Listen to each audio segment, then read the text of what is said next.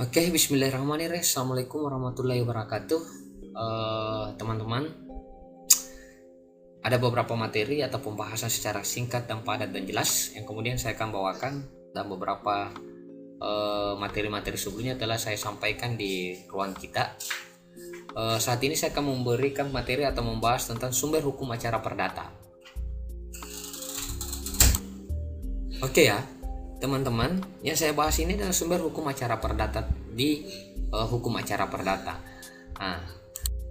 Ada namanya Herzing Indonesian Reglement atau HIR, adalah Reglement Indonesia yang diperbarui sejak tahun 1941. Isi dari HIR adalah hukum acara perdata dan hukum acara pidana, juga peradilan-peradilan kabupaten, misalnya Regsfegrets atau pengadilan distrik atau namanya district grades, dan pengadilan negeri yang bersifat tidak formalitas. HIR masih menjadi acuan hukum acara perdata hingga saat ini. Oke, ada namanya Rechtsgleichstellung Wetwegsten atau RBG, adalah keberlakuan untuk daerah-daerah di luar Jawa dan Madura. Ada namanya RO, Reglement of the Rechtliche Organisation in Headbild der Justitie in Indonesia, adalah reglemen tentang organisasi kehakiman atau RO, merupakan acuan dalam kebijakan organisasi kehakiman, namun saat ini jarang digunakan dalam praktek kecuali dipakai sebagai acuan internal kehakiman. Ada namanya BTTE atau biasa disebut dengan Burgerrecht Wetboek, terutama buku keempat tentang pembuktian dan daluarsa yang masih berlaku hingga saat ini.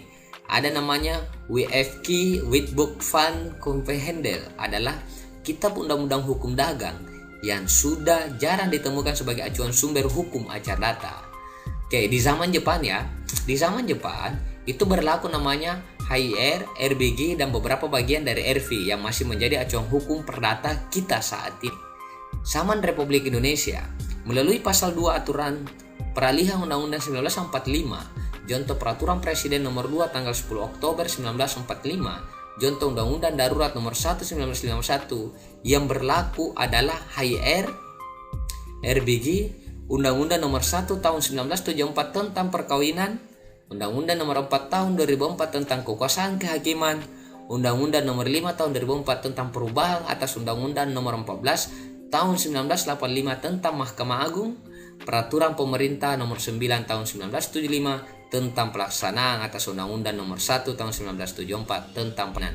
Selanjutnya, Undang-Undang nomor 7 tahun 1989 tentang peradilan agama, Undang-Undang nomor 2 tahun 1986 Jonto Undang-Undang nomor 8 tahun 2004 tentang perubahan atas Undang-Undang nomor 2 tahun 1986 tentang perubahan atas Undang-Undang nomor tahun 1986 tentang peradilan umum. Ke-9, Undang-Undang nomor 5 tahun 1986 tentang peradilan tata usaha negara, Undang-Undang nomor 31 tahun 1997 tentang peradilan militer, Undang-Undang nomor 24 tahun 2003 tentang Mahkamah Konstitusi, Kitab Undang-Undang Hukum Perdata buku keempat tentang pembuktian dan kadaluarsa, Jurisprudensi, Surat Edaran Mahkamah Agung atau yang biasa dikenal dengan SEMA, Hukum adat, doktrin, dan perjanjian internal. Oke, teman-teman, itu materi tadi yang sempat saya bawakan untuk teman-teman, dan untuk kembali lagi untuk mengembangkan pengetahuan dari materi yang singkat ini yang saya bawa kepada teman-teman, yang saya sampaikan kepada teman-teman. Mari kita jadikan tanggung jawab kita bersama agar pengetahuan kita bisa bertambah. Salam sukses dan salam keadilan. Wabillahi taufik. Assalamualaikum warahmatullahi wabarakatuh.